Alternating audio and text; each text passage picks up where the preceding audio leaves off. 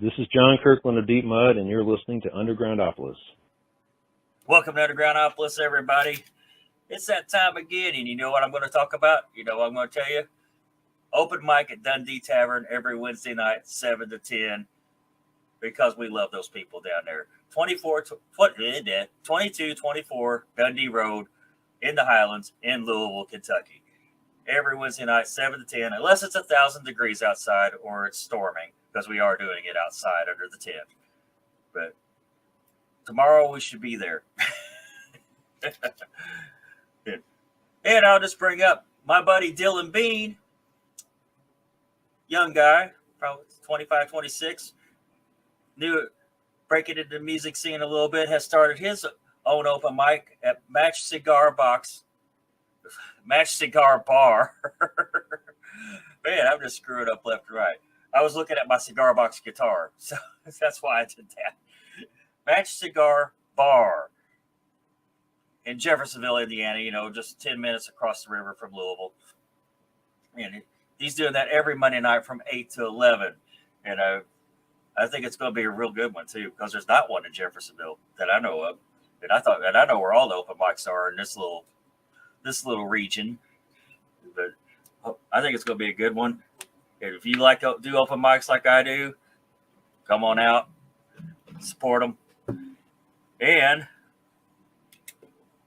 my next guest, this is the season 4 finale, and every season finale I have a banger of a guest. Like in the season 1, I had Frank Sesich, who recorded with Stim Baders of the Dead Boys. And season 2, Erie Vaughn of Danzig.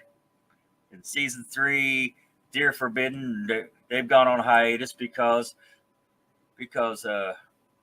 Gina's going to have a baby. So I caught them just in time. She got married, going to have a baby. Of course, Ricky Rat of the Trash Brats was on. And tonight, my guest, I haven't said her name yet out of fear of mispronouncing her last name. But I am going to bring her right on because you're going to know, people in the past. There was a band called Mad Season. It had Lane Staley and Michael McCready of Pearl Jam and Screaming Trees and another guy which led me to find this band back in the 90s. And I'm so glad to have her on. Let's just bring her right on. Tell us your name, because I don't want to mispronounce it. Okay. It's a Norwegian name. I'm Carla Torgerson. So a hard G. So you got the story. You gonna give us the story of the Walkabouts? Yeah. It's a very long story. That's all right. We formed in 1984 and went for 30 years till 2014. So it's rather unheard of for Americans to be in any one company for 30 years, let alone a rock band. But we had a good ride. Lots of small success that kept us in the game. And we ended up, in America, we toured from 86 to 90. We did 4 major tours and several West Coast tours, because those are easier. And then in 1990, we started going to Europe, and we worked there for the next 22 years. Right. Yeah. So we had a good run. We got to meet many, many people in those 22 years. Well, and American years too. But it was just interesting to have people that we met eventually get married. Eventually they bring their kids to the shows. Eventually those kids would be entering high school or college. I mean, we know so many people in Europe. We worked 14 countries. So we really, really had a good run. Yeah. Would you find like I said, I found out about you because of Mad Season, and we was talking a little before the show. Would you mind sharing that with my my viewers and listeners? Sure. About Well, Baker? yeah. What was the year? Uh, let's see. It's kind of getting foggy. I think it was 94. 94. He was on the second Virgin album, so 96, I think.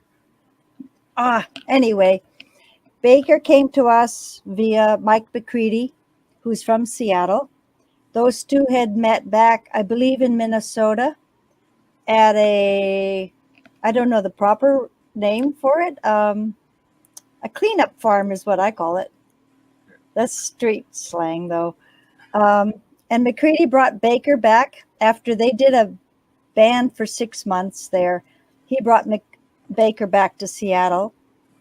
And it was around the time that we were looking for a bass player. And Mike McCready said, Baker's your man. So we tried him out. And we loved it because he could play both the fast songs and the slow songs and the waltzes and all these things we threw at him. And he handled them all very well. We knew nothing about him. We only knew he was from Chicago.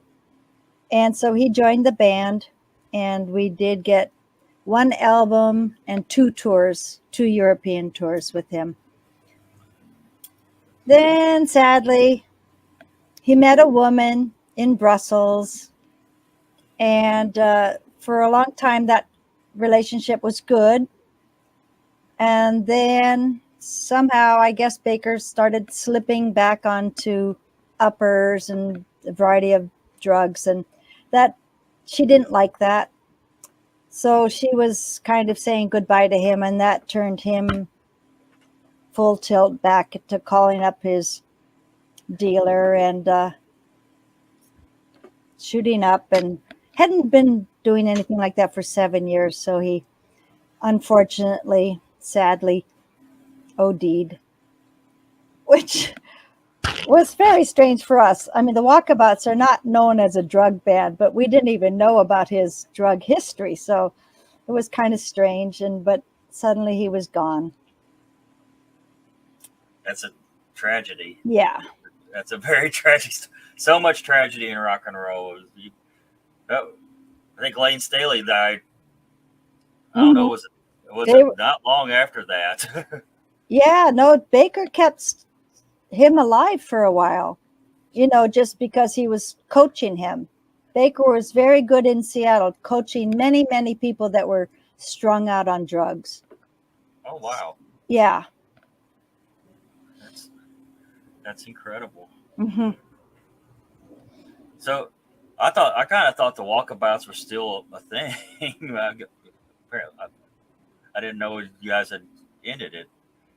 Yeah. 2014. Oh, wow. I'm way behind. But I mean, I just started a new band in October. And the deal was, after COVID, I finally allowed myself to go out for some live music. And I was going every Friday to a certain club called the Owl and Thistle. It's an Irish pub with live music every Friday. My friend Danny Godinez has been booking that for over 10 years. And he's carved out a very interesting career for himself. He invites bands that he likes, then he goes to their rehearsal, he learns half their material, and then he joins each of these bands up on stage. So one time he'll be with a folk band, another with a gospel band. He'll be with rock, of course, synthesizer bands. He tries everything. Well, I started going back to live music gigs in July, and then in October, I walked into the Owl and Thistle on a typical Friday night, and I looked up on the stage, and there were 2 drum sets set up, 2 synthesizer stations, And I was like, oh boy, this is going to be interesting, particularly for Seattle. And so then the band started playing. Danny joined them, and I just loved it. And so after that, I told that band, I said, you don't know me from Adam, but I'm a singer, and I would love your band to back me. And they said, well, send 3 songs. And I sent them 3 songs, and they liked them. So in October, Danny and I went to our first rehearsal with them. And we've been rehearsing every Tuesday ever since. And a couple of weeks ago, we started recording an album. Oh, yeah? Yeah. And that band's called Gems. Say that And again? Gems, Gems, Okay. Gems. And it's an instrumental band. But I think that they like having a singer. And I'm very proud of what we've done so far. And I did 5 days of recording, and then our engineer got COVID. Oh. So we've taken a break till now. He was going to get tested today, and then hopefully we can go back to work. Yeah. Yeah. And I think I might just have to call it Carla Torgerson and Gems. Yeah. I'm not sure. Or Carla T. Yeah, well, I started thinking CT and Gems. Well, Carla T maybe. and Gems, yeah. Now use your full name. The first instinct is always the right one, you know. Well, and marketing is kind of you have to kind of pay attention to that a little bit. I mean, I have put 30 years Yeah. into this business. So, yeah, probably. I've only done one other solo album in 2004. And I worked with a Greek band. And I went over to Athens and lived for 3 months over there and had chosen a really great band called Sigmatropic. The leader is Aki Boyatsis, and his band is Sigmatropic. I had them help me do a solo album in 2004. But then the Walkabouts kept working, so I didn't really put too much attention into a solo career. Didn't have to. What would you say your favorite Walkabout performance was? That's a tough question, but I love this question. Maybe up in Roskilde, Denmark. Oh, wow. Yeah, at Roskilde, the big festival. I mean, it was such an honor to be at that festival. And I just remember the MC was just screaming her head off when she was introducing us. It just made the audience start screaming themselves. And like we just entered the fray, and it was a wild ride. And I don't know how many thousands were there, but quite a few. So that was fun. Otherwise, my favorite countries to work are like Greece, Portugal, Italy. They're very, very emotional people. So they really, really take whatever we're throwing at them, and they just go with it, and are very excitable and are hugely intelligent folks too. I mean, we have never had a huge audience, but you know, we learned this from David of Camper Van Beethoven. He always said, if your audience gets much bigger than 600 people, then you're getting people that are just there because their friends told them to go. But if it's smaller than 600 people, those people are there because they know the band. They're there because they want to pay their money and listen, or get involved a little bit somehow. So I have to say, our audience, most of them know what's going on, have something to say, have opinions, and are very likable people. We're very, very lucky. It seems like a lot of American bands, once they cut a record, it seems like they take off to Europe a lot.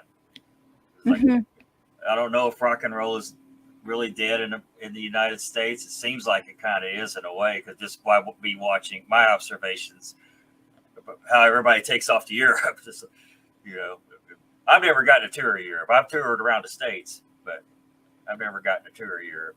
Mm-hmm.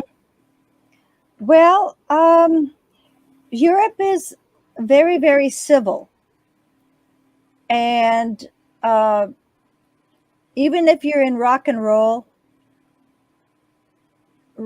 it's taken as serious music, as serious as opera music. And often there's federal money for some of these venues to help them along, So when you return to venues in Norway or Greece or Belgium, it's often the same staff, same lighting people. It's like they're seen as professionals, and there's enough money to keep them employed. So, civil, that's what I would say. We did work in America, like I said, 86 to 90. Those were very tough tours, playing just bars, where you're just selling beer. Yeah. Very rarely did we get to actually play, like in San Francisco, we play,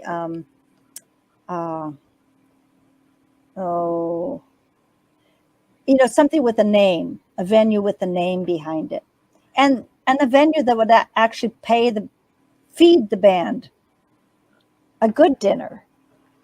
That's what you get in Europe. You get good food, and that fuels you, If America learned that, give the band some fuel and they'll give a damn good show. Yeah. In America, we are often kind of fighting with the audience, fighting with the hecklers. I mean, that's kind of fun too. And you have to get used to everything. But in Europe, they come out because they want to learn something from each band, I think. And I think each band has something to teach. So, and also in Europe, like at home in their record collections, they'll have Beethoven, Vivaldi, bands from the 60s, 70s, 80s, 90s, they'll have it all. They recognize and all good music, and it's all on the same caliber for them. If it's good music, it's good music. Do you think country bands go to Europe like rock and roll bands do? I saw some in Ireland before. Well,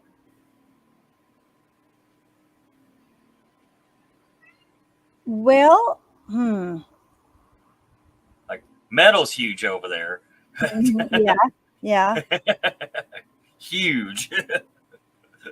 Yeah, I don't know that answer. Okay, that's just something that popped in my head. Yeah. I mean, of course, they love like Townes Van Zandt. Well, I mean, good country is good country, is good music. So, I'm sure there's some country bands that go. I don't know though. You bringing up Dave? What's his name? Dave Lowery? Yeah, Lowry. Camperman Beethoven. Mhm. Is it Lowry? Okay. Yeah. Mhm. That's why I always let people pronounce their own names. Yeah. You bringing that up? Well, you're Rob Lyon. Yeah. You say that Lyon like that? Okay. Yeah. Okay. Sometimes I'm Rob Lightning, depending on if I'm in a band. Yeah. Because I actually have a bass that looks like a lightning bolt. Cool. I have made. It's an upright. It's an upright bass. Oh, cool. Oh, that. Only has 2 strings. It was made. I had it made that way. Yeah. Anyway, it shows that it's not about me. But Dave Lowry, if you're watching this, I've written you about coming on the show. I'll just plug that in real quick. Yeah. May edit it out later. I think I recently saw he is active still. Yeah, Yeah. I think he's a professor now. I think. Wow. I think so. I'm not positive. I think he's a professor, maybe in Georgia. It's starting to go. So I could be completely wrong. Well, isn't it strange? This COVID thing has not been easy on any of us. No. If there's certain friends I haven't seen now for 3, 4, 5 years, and I think like, now what was their name? It's like, because we're not used to this. I think you have to see each other and keep things alive upstairs. Yeah. I moved in with my parents shortly before COVID, and just because my siblings said that they did better with me here, and they had nursed me back from some injuries in 2015. I broke my heel bone, and then the following year I broke a leg and a wrist. So I was like, this is crazy, and they weren't even good stories, and no alcohol was involved. I mean, just work related stories. So but I've just been cooped up with mom and dad for a couple years, and some things were good. I could reevaluate a lot of songs I had been writing and realized I was totally in the wrong keys and fix things up. And so when I was out of COVID and raring to go, and I saw this band, and I said, okay, I'm back in the saddle. I hope so. Well, do you have any idea when we could expect an LP or an EP? Well, I'm going to need to write to Glitterhouse and see if I have a label. I haven't really told them yet about the album. I'll be doing this in the next couple of days, but I don't know. I would like to find a label for both America and for Europe. Maybe 2 different labels. Don't know yet. Well, do you have a worst show story? Which is probably my favorite question. Let's see.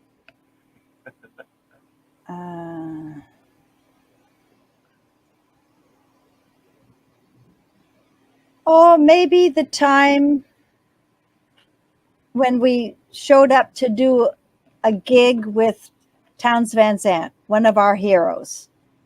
And Wow. Yeah, and it was called Schwimmbad, which means swimming pool. And we were outside at the deep end, standing up on the deep end of the pool, the empty pool, and the audience was down in the pool. It was very odd. But then we discovered that Towns at that point was just couldn't stop drinking, had the shakes, and he asked Chris Ekman, our guitar player, the other guitar player, if he could play guitar and Towns would sing. And we were like, and Chris was like, I don't know all your songs, Towns. I'm very, very sorry. And so we didn't get to do that show with him. He just couldn't pull it off. And that was sad. Very sad. I didn't. When you brought up Towns earlier, I didn't realize you actually knew him. Yeah, we got the job for our. We always had Dutch soundmen. It's funny. We've had like 5 really great soundmen over that 22-year period. But the first soundman, we got him the job to be Towns's soundman for live shows. So Chris and I would design press tours and know where Towns and Luke Waters, our Dutch soundman, where they'd be playing. And so we would be in the same town so we could go to the hotel and hang out with Towns. We did that a few times. That's really incredible. fun. Yeah. That's awesome. Well, he was delightful. And he was a prankster, you know, always playing jokes on people. It was pretty funny.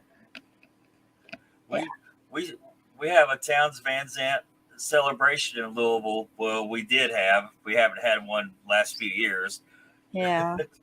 And I don't know, the guy that put it on was a radio DJ here who got cancer and didn't find out until it was basically too late. It was already really bad by the time he found out. And so I don't know if we're going to have it again since we don't have CJ anymore. Yeah, he would put that on. It would always be a really great event, and I think every local musician here tried to get in on that. Yeah. Yeah. You'd only get to play one song.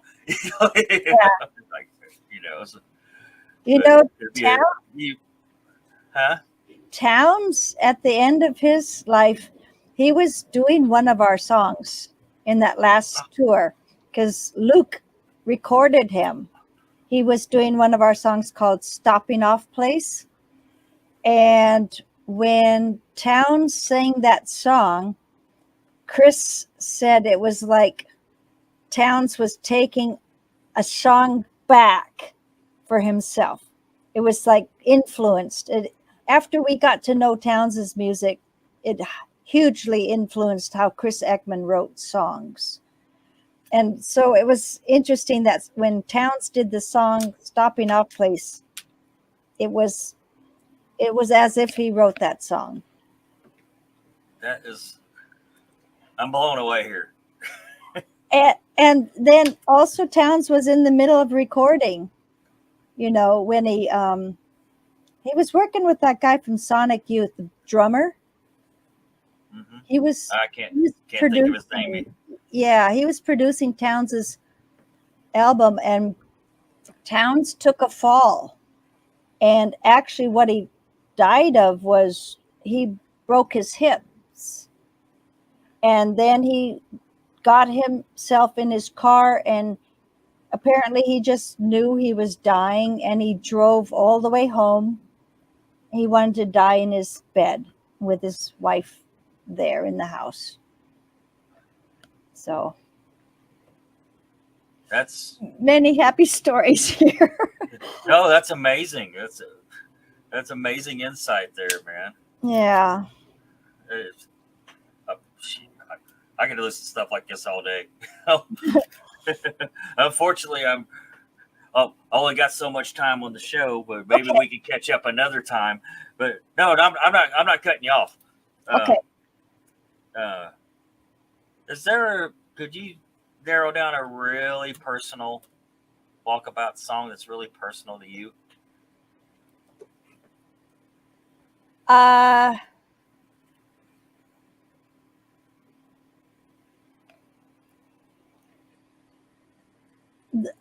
Usually I still go back to this song called Long Time Here. I just love that song. I think it's one of Chris's best songs. And for whatever reason, I've sung it at a couple funerals. I sing it all the time, and I never forget the words. And that's always kind of a sign of something that is part of you.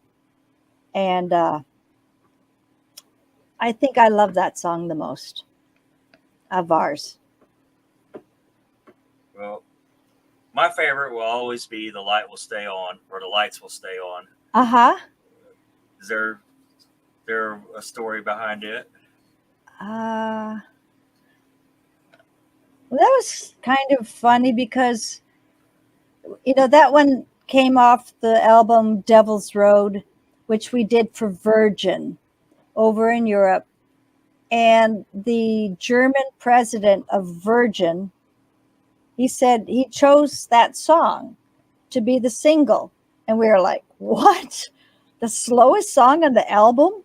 And he said, yep, that's what we're going to do. And so it was amazing to witness what being on a major record label meant, because they could call up radio stations and say, you're going to play this song, almost push it, and that was our only hit in Europe. And I think it sold 80,000, I think. Wow.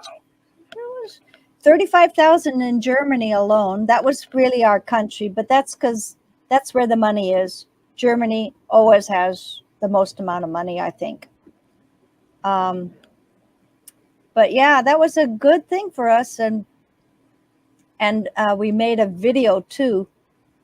And Virgin wanted us to have a named director, so we had a guy come up from LA with his crew, and we made a very expensive video. The video was as expensive as the album. Yep. They still are.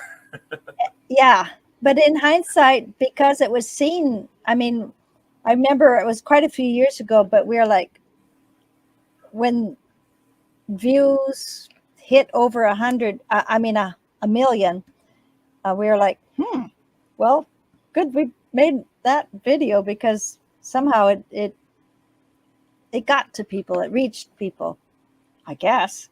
I do love that song too. I love that song. Yeah. Very smart of the record company. Yeah. Well, do you got anything you want to add in before we wrap it up? And take your time. Well, I'm just nice to say out to all of you folks out there, you are survivors of COVID, and good job. Keep it up.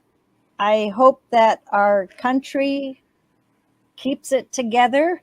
We're getting very close to, some people say, civil war. I don't know. We got to turn this thing around.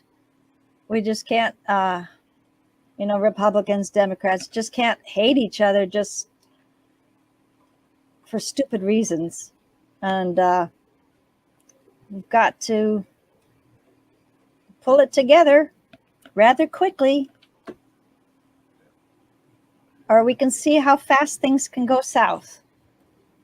I mean, we were in Europe and we watched the Serbian and Croatians when that war broke out.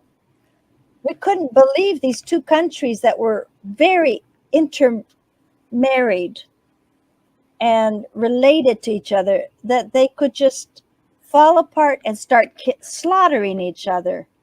That can happen in this country. The way I'm watching people, we can't let that happen.